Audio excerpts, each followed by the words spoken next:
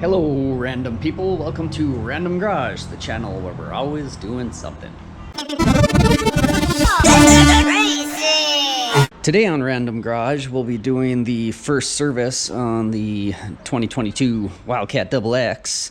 The first service comes at 250 miles, so here we are.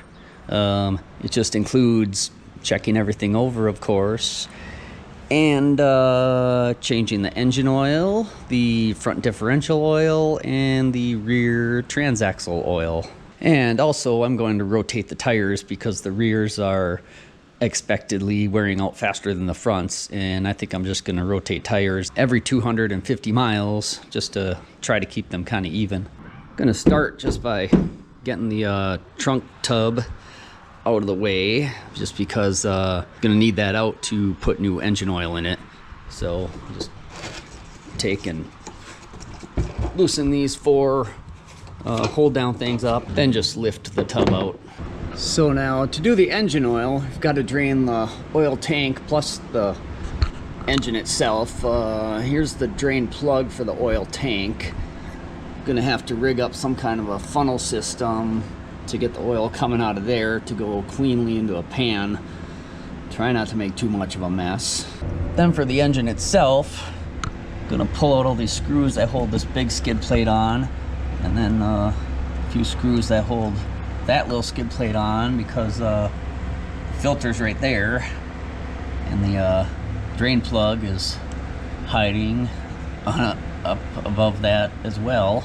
Okay, so it took a T30 Torx bit to pull off both those skid plates, and then this is the drain plug here then for the engine itself, and there is a in there is a arrow in the casting casted in to indicate that that is the oil drain plug.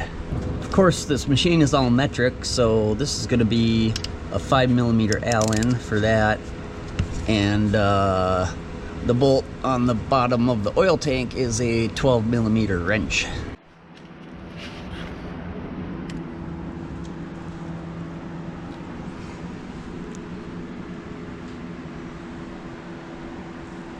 So there's the engine crankcase plug, and there's the oil tank plug, ready to be reinstalled with a new crush washer. That crankcase plug takes 7.2 foot-pounds, and the oil tank plug takes 12 foot-pounds of torque. So there, that oil filter came off pretty easy. When you install the new one, there's no torque spec for it. It's just tightened securely. But I think probably like 20 foot-pounds would be appropriate. Okay. So we got all that back together, and then we'll put 2.7 quarts of 0W40 synthetic into the oil tank, and then just idle the engine long enough so that at least one of the fans on the radiator kicks on, and then shut it off for a minute, and then check the oil, make sure it's in the marks at the bottom of the dipstick. But checking the oil, you only go that far. You don't screw the dipstick in. You just set it like that and then pull it out and read the level.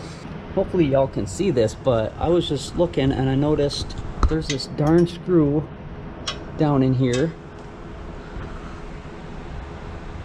No idea where that came from. So that's gonna be a nightmare trying to figure that out. How long's that been riding in there for? Where'd it fall out of? Or did it not fall out of anything and it just got dropped during assembly and it's been there the whole time? So this rear transaxle now, here's the fill plug, not a big deal, but here's the drain plug down here. You're supposed to be able to put a pan to drain this stuff into, but here's the skid plate in the way, solid. So I don't know, I don't have a shallow enough pan that I'm gonna get in there and get out without spilling. So I think I'm gonna take a hole saw, punch a big hole through the skid plate here, and then I'll have a place to drain out of. Okay, two different hole saws did not work out too well, but I got a 5/8 hole drilled anyway. So now take out the fill plug over there, the drain plug there, drain this transaxle. So there we're using a 8mm hex on these plugs, and when they get reinstalled they get torqued between 10 and 22 foot-pounds, which is a pretty broad range. So that's how that works out. Cripe. So then after this is done draining, we'll reinstall that lower plug and then fill in the upper hole until the fluid is at the bottom of the threads. So basically when it, just starts coming back out.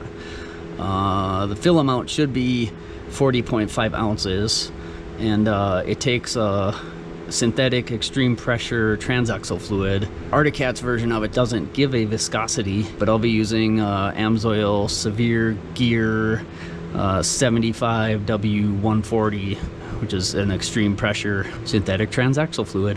So now on the rear here we got a better situation. Here's the fill plug, and they gave you a hole in the skid plate, and drain plug is facing downward. That makes more sense. And then we'll be filling that with a GL5 synthetic 80W90 weight, and the amount on that one is about 13.5 ounces. But again, you just fill it through the fill hole until it's up to the bottom of the threads. Now let's get in here and look at this air filter. Just like pull this yellow lock out there, and then it should turn counterclockwise 1/16 of a turn.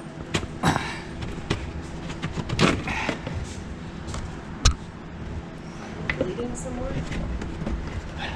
So that's not too dirty. I'll just tap some of the dirt out of it, and in there, wipe that out a little bit. So then we'll get in here and take a look at the belt. Just pop all these clips loose, open the cover up.